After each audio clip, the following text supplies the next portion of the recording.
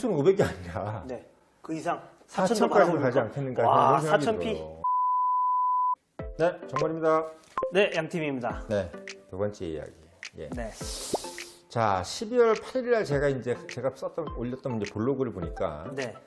내년 코스피 12월 8일 얘기예요. 네네. 내년 코스피 3,200 간다라는 얘기를 JP 모건에서 예언을 했었습니다. 네네. 자, 지난주 금요일에 얼마 나왔죠, 저희가? 지난주 금요일에 3,200 아니 3,100. 3,170 정도 네, 그 찍었어요. 정도 나왔습니다. 네. 자, 그럼 이 예언이 결국은 맞았죠. 맞은 거예요. 네.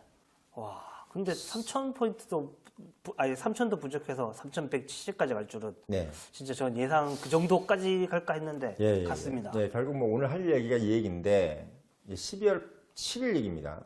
내년 3,200 간다라고 했을 때 사람들이 에이 설마. 네. 그때 한 12월 7일이면 얼마쯤 돼 있나요? 2,770포인트였네. 예. 결국 이제 한 18% 정도가 예. 이제 상승을 할 거라고 예상을 했단 말이죠. 네네. 18%라고 그러면 1억이면 1,800이고 네. 2억이면 3,200입니다. 와. 네, 상당히 많은 이제 금액이 이제 차익을 볼 수 있는. 네. 근데 이제 2,700도 사실은 어떻게 보면은 지금 코스피가 근래 해본 적이 없는 없죠. 지수잖아요. 네네. 보통 우리가 2,500까지 갔었나요? 옛날에 MB 때? MB 때 그 서브프라임 때문에 그렇게 오히려 못 갔었고요. 네네.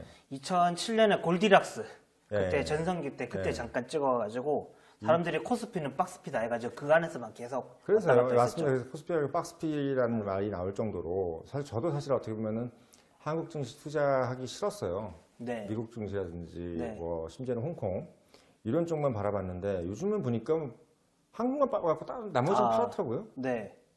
우리나라가 유난히 또 많이 앞서 나가더라고요. 어떻게 이렇게 한국 코스피가 갑자기 이렇게 빨간색이 될 수 있는 네. 뭔 것 같습니까? 뭐 제 생각에는 우리나라가 뭐 방역이 좀 그래도 뭐 최근에는 좀 많이 무너졌지만 작년에 괜찮았었던 것도 있었고 그다음에 뭐 사실 코스피 대장주라고 하면은 사실 네. 삼성전자 원톱인데 삼성전자뿐만 아니라 LG전자 이번에 영업이익 까보니까 그러니까. 너무 잘했죠 지금 2년 동안. 그러게요. 그래서 LG전자가 이렇게 좀 코스피를 위험한 줄 이끌지 알았더니. 않았을까요? 예. LG전자가 거의 뭐 상한가도 한번 했었죠 최근에. 예. 네. 그래서 뭐 이런 영향이 있지 않았을까 저는 그렇게 생각하고 있습니다. 맞습니다. 지금 팀장님 말씀 맞다나 저희가 지금 예전에는 삼성전자 정도에서 외에는 거의 없었는데 지금 뭐 LG전자, SK 뭐 당연한 거고 네. 하이닉스의 LG전자의 뭐 LG화학의 네.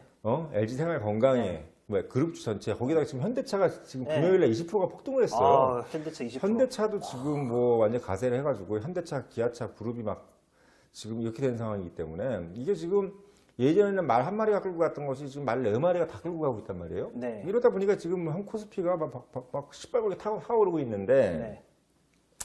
자, 과연 이게 이제 어디까지 갈 것이냐. 네. 이게 이제 어떻게 보면 우리 이 음. 방송을 보시는 분들의 가장 큰 이제 관심사란 말이죠. 네네. 네, 팀장님 어떻게 보세요?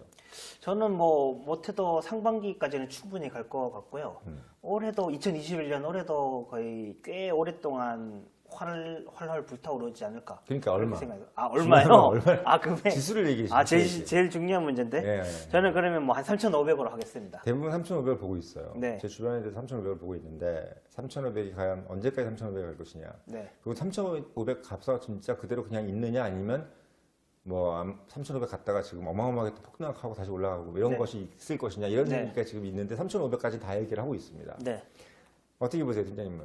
저는 3,500은 찍을 건데 그게 그렇게 오래 가지는 않을 것 같습니다. 음. 올해까지만. 근데 올해 이제 백신이 다 맞지 않습니까? 네. 그래서 여름 정도 되면은 이제 빠른 국가는 여름쯤 되면은 이제 의료진 제외하고 일반인들을 맞는다고 하니까 그럼 이제 백신이 정상적으로 작동을 한다고 하면 내년에 이제 백신이 되면은 물론 이제 무너진 경제가 다시 돌아오는데 시간이 걸리겠지만 그러면 이제 지금 유동성이 너무 풍부하잖아요. 네네. 그럼 이제 연준이나 이런 데서 아무래도 금리를 조일 수밖에 없고 금리가 점점 조여지면서 한 번쯤 지금 많이 올랐으니까 뭐 그게 며칠 갈지 이제 블랙먼데이처럼 거기에 준하게끔 한 번은 무너질 거라고 그렇게 생각을 하고 있습니다. 저는 예상이 좀 달라요. 아 어떻게 다릅니까? 저는 이제 3,500은 당연히 가는 거고 네.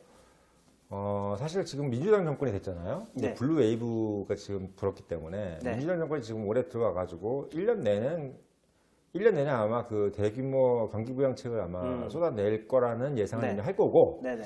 그리고 경기 부양책이라는 것은 뭐 1년, 2년만 나가는 게 아니거든요. 네. 그러다 보면 이제 결국은 연준이 뭐 금리를 뭐 올리네 이렇게 해도 네. 실제로 우리가 이제 재정 지출이라는 것이 늘어난다. 우리가 이제 경제를 돌리는 것이 이제 거시경제에서 경제를 돌리는 것이 이제 금리랑 재정 지출이지 않습니까? 네. 근데 이제 정부에서 재정 지출을 해버리면은 금리를 뭐 올린다고 해도 그게 이제 사실은 영향이 반감되잖아요.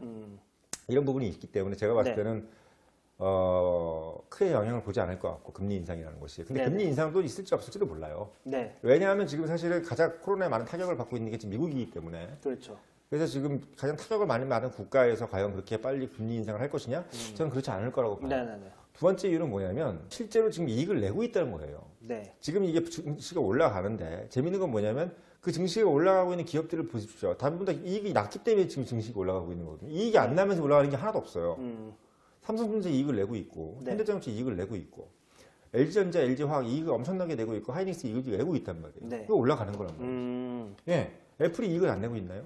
아우 잘 내고 있죠. 그리고 수익에서 우리가 지금 테슬라한테 이익을 내고 있단 말이에요. 네, 한마디로 이익을 내고 있는데 안 먹을 이유가 뭐가 있습니까? 그러니까 마침 결국 뭐 이익을 내고 저는 이제 걱정했던 것이 뭐냐면 이익을 안 내면서 네, 무조건 사기만 하고 네, 예를 들면 뭐 컴퍼니라는 것이 막 수익에서 적자를 보고 있는데 그냥 무조건 산다 이런 느낌이면 안 되겠지만 지금 이제 경제학자들이나 이런 분들이 그런 얘기를 해요. 뭐 실물이 무너지고 있는데 네, 지금 뭐 금융 정책으로만 가능하냐? 이게 되느냐 이렇게 자산 시장만 이렇게 불타오르는 게 가능하냐 그런데 그 실물이라는 게 결국은 이렇게 생각하시면 되거든요. 실물이라는 것은 결국 프로핏이에요. 네, 우리 세계 얘기해서 주식이라는 것은 기업의 가치를 얘기하는 거지 그냥 돌아다니는 돈이 아니에요. 한마디로 얘기하면 그렇죠. 우리 얘기하는 스탁이라는 거는 네. 컴퍼니를 개념으로 얘기를 하고 있는 겁니다. 근데 그 컴퍼니가 돈을 벌고 있어요. 잘 벌고 있죠. 근데 무슨 뭐가 문제냐는 거지. 실물이라는 것은 소위 얘기해서 우리가 예를 들면 길거리에 있는 뭐 노숙자가 되게 많아졌어. 네, 그리고 예를 들어 뭐 갑자기 뭐 무주택자들이 엄청 많아져서 막 다 네. 힘들게 살아. 네. 근데 그분들이 무주택자 해가지고 돈이 없다 해가지고 경제가 무너지는 게 아니란 말이에요. 소위 얘기해서 지금 기업들은 엄청나게 지금 이익을 내고 있어요. 한마디로 얘기하면 이게 우리가 원래 생각했던 거, 못 사는 사람이 많아지면 경제가 무너지나? 그렇지 않을 수도 있는 겁니다. 네, 못 사는 사람들이 많아서 기업의 제품을 사지 않으면 기업이 이윤이 떨어져서 폭락을 하면 맞아요. 근데 삼성전자께 지금 엄청나게 잘 올라가고 있고 네. 앞으로도 그 예상치가 이제 나쁘지 않은데 왜 갑자기 블랙 먼데이처럼 그런 일이 일어나겠어요? 그러니까 미국 같이 예를 들면 1929년에 그 대폭락은 기업이 갑자기 가치가 대폭락이 된 거예요. 네, 왜? 기업이 이익을 못 내니까. 기업이 이익을 못 낸 이유는 뭐냐면 대중들이 돈이 없어서. 그때 이제 그것 때문에 이제 케인즈가 이제 어떻게 보면 대량 재정 지출을 하라는 것 때문에 했는데 네. 지금은 대량 재정 지출도 하지만 재밌는 건 기업도 이익을 내고 있다는 얘기예요. 그렇기 때문에 결국 제가 봤을 때는 3,500이 아니라 네. 그 이상 4,000까지 가지 않겠는가 와, 그런 생각이 4,000피? 들어요. 예, 네. 4,000까지. 왜냐하면 돈을 쏟아져 들어오고 있고 정부에서 돈을 쏟아내고 있고 기본적으로 기업 이윤이 늘어나고 있는데 네. 안 올라갈 이유가 없단 말이에요. 사실은. 거기다가 애플이고 뭐고 마찬가지예요. 세계 증시도 마찬가지고 네. 미국도 마찬가지라는 얘기지. 한마디로 얘기하면 코로나로 인해서 서로 간에 이동을 한 트랜스퍼레이션 이 부분은 타격을 입겠지만 네, 실제로 얘기하면 그것도 예를 들면 화물 같은 경우나 택배 같은 경우는 또 원활하게 움직이고 있잖아요. 네, 네. 인간만 움직이지 않는 거예요. 나머지는 다 움직이고 있습니다. 한마디로 얘기하면 경제가 코로나 경제로 적응하기 시작했어요. 코로나 경제. 한마디로 얘기하면 사람만 안 움직이면 돼요. 코로나라는 게 결국 뭐예요? 텔레비가 코로나를 다 감염되질 않잖아요. 네, 핸드폰이 감염되질 않지 않습니까? 네. 오로지 인간만 감염되는 거예요. 네, 그럼 인간만 가만히 있으면 돼. 나머지는 다 움직이면 돼. 그러면 결국은 사람은 가만히 있고 나머지가 움직여주는 경제로 바꿔지는 거죠. 지금 그렇기 때문에 삼성전자라든지 LG전자 이런 제품이 가전제품이라든지 이런 것들이 엄청난 이익을 보는 이유도 수익에서 기계는 타격을 입지 않아요. 그렇죠. 제품에는. 예. 결국 그런 거죠. 감염병에 대한 문제인 거지 제품의 판매의 문제는 아니라는 얘기죠. 그럼 이게 그 양극화가 심해진다고 봐야 되겠네요. 어떻게 보면 기업은 삼성전자 아까 말씀하신 네네. 이런 기업들은 너무 잘 벌고 있잖아요. 그렇죠. 근데 우리가 가게 1층만 나가봐도 예전부터 장사가 안 되는 거는 뭐 이견이 전혀 없으니까 양극화가 심해진다고 이렇게 봐야 되겠네요.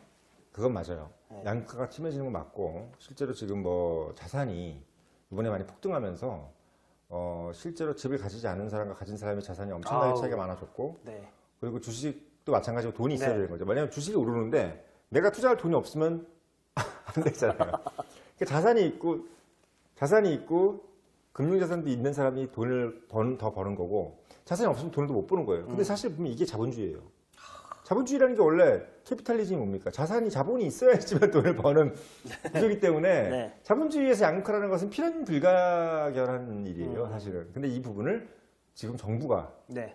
아주 다이나믹하게 네. 재정 지출까지 해주고 있잖아요. 한마디로 얘기하면 위에서도 불타오르고 밑에서 돈을 뿌려가지고 거기서 네. 다시 또 사고 있어요. 이건 뭐 그냥 주식이 네. 천정부를 뛸 수밖에 없는 네. 폭락은 있을 수가 없어요. 제가 봤을 때. 네. 예, 있을 수가 없습니다. 그러면 올해 4,000피도 바라볼 수 있는 어마어마한 장인데 무조건 뭐든 사야 되겠네요. 지금 네. 팔면 큰일 납니다. 아, 지금 네, 팔면 안 되죠. 네. 지금 팔면 안 되죠, 절대로. 네. 네. 야, 그러면은 4천도 바라볼 수 있는 코스피라. 아, 저 지금도 좀 투자를 하고 있는데 최근에 너무 장이 너무 좋으니까 제가 투자를 잘했다기보다 장이 너무 좋으니까 조금 재미로 보고 있는데 아무래도 더 사야 될 것 같은데 부모님 그래서 어떻게 투자를 하고 계세요? 저는 뭐 그냥 네. 여러 가지 이제 분산 투자를 많이 하니까 뭐 부동산이든 뭐 금융자산이든 이렇게 좀 뭐 그냥 하고 있는 거죠, 뭐 그냥. 금융 상품을 가지고 있는 거죠. 아, 원래 뭐 금융 전문가시고 이제 이런 쪽으로 잘 아시니까 예. 그런 쪽으로 많이 보실 것 같은데 뭔가 이제 방송이 끝나고 나면 뭘 가지고 계신지 종목을 물어보고 아유, 싶은 그런 거 없습니다. 막 그런 느낌이 드네요. 아, 그럼 이제 4,000포인트까지 코스피 4,000까지 바라볼 수 있는데 그래도 영원히 올라갈 수는 없잖아요. 네네. 이게 언제쯤 뭐 하락세가 되든 뭐 꼭 폭락이 아니더라도 상대적으로 다시 예전하고 비슷해질 요 시점이나 아니면 그 포인트를 어떻게 잡을 수 있을까요? 저는 그렇게 생각하지 않아요. 왜냐하면 이게 네. 예전하고 똑같아진다는 보장도 없어요. 그렇죠. 한마디로 그렇게는 얘기하면 쉽지 않겠죠. 기술의 발전이 우리가 생각하는 고민의 어떤 그 전망보다 훨씬 더 빨라요. 한마디로 얘기하면 미래는 어떻게 될 것인가라는 그 불안감을 기술의 발전이 지금 채워주고 있는 것 같아요. 그러니까 기술 발전 속도가 엄청 빠르다 보니까 계속적으로 뭔가 기업 가치의 이익, 그러니까 기업이 이익을 낼 수 있는 어떤 건덕지가 계속 생겨나고 있는 것 같아요. 네네네. 대표적인 게 어떻게 보면 테슬라잖아요. 네. 지금 뭐 테슬라. 기술 개발을 통해서 차량 전기차 가격을 3천만 원 이하까지 떨어뜨린다는 얘기예요. 네. 그러면 결국 그 얘기는 뭐냐면 배터리 기술을 엄청나게 이제 강화시키면 결국은 네. 뭐 예를 들어 배터리가 옛날에 뭐 5천만 원까지 했는 것이 지금 뭐 500만 원 된다 그러면 뭐 차값이 싸질 수밖에 없는 거잖아요. 가능하죠. 예. 그러니까 그런 부분 때문에 결국은 소위 얘기해서 기술 개발이 결국은 경제 발전을 이루어내는 뭐 당연한 구조. 네. 이런 부분들이 지금 제가 봤을 때는 모르겠습니다. 지금 기술 개발, 그러니까 우리가 지금 자동차도 지금 모빌리티라 해가지고 이제 뭐 헬리콥터처럼 날아다니는 뭐 드론, 네. 택시 이런 것들도 만약에 생겨난다 그러면은 이것도 사실은 뭐 또 다른 어떤 이 성장의 어떤 하나의 축이 될 거란 말이죠. 아예 인프라가 바뀌어 버리는 거예요. 아예 인프라가 바뀌어 버리는 거죠. 그러니까 이제 사람이 움직이지 않아도 되는 시대로 접어들려고 했는데 네네. 코로나가 걸려버렸어. 예를 들면 원래 코로나가 안 걸렸어도 너희들은 그냥 움직이지 않아도 경제가 돌아갈 만큼 기술 개발이 이루어져 있는 상태인데 코로나가 걸렸는데 사람들이 큰일 났다 했는데 이미 경제 기술 수준은 사람들이 움직이지 않아도 될 만큼 발전돼 있는 거야. 지금 택배가 그렇잖아요. 우리가 택배라는 것처럼 그런 어떤 시스템이 네. 이미 갖춰져 있기 때문에 사실 사람들이 지금 뭐 어디 안 나가도 족발 시켜 먹고 네. 회 시켜 먹고 하지 않습니까? 아무 문제 없어요. 네네네. 문제가 없다는 게 중요한 거예요. 프라브럼을 느끼지 않으면 경제는 돌아가게 돼 있습니다. 좋습니다. 그러면 좋은 얘기를 해주셨는데 우리가 재미로 혹시 추천할 만한 종목 아니면 최선 요 섹터에는 대장주는 사라 할 만한 게 있을까요? 요거 저희 한번 성지 만들어 봅시다. 뭐 부장님. 그거는 뭐 너무 네. 길어지는 얘기니까 너무 길어지니까. 여기 정도까지만 얘기하시면 될 것 같아요. 네, 알겠습니다. 정말 다음에는 그러면은 뭐 종목이든지 아니면 좋은 섹터의 추천주든지 이런 걸 들어보면 우리가 성지를 만들어 볼 수 있을 것 같은데요. 배터리 아니겠습니까? 네, 여러분 잘 들으시죠? 배터리 주워 사십시오. 언젠가 성지가 될 우리의 배터리죠, 방송. 뭐, 네, 결국은. 우리가 언젠가 성지가 될 방송인데요. 오늘 이제 좋은 얘기를 많이 들어봤는데 코스피 배터리 이런 거 주의해가지고 저희 방송 들으시는 분들 꼭 유념하시기 바랍니다. 그럼 오늘은 여기까지 하겠습니다.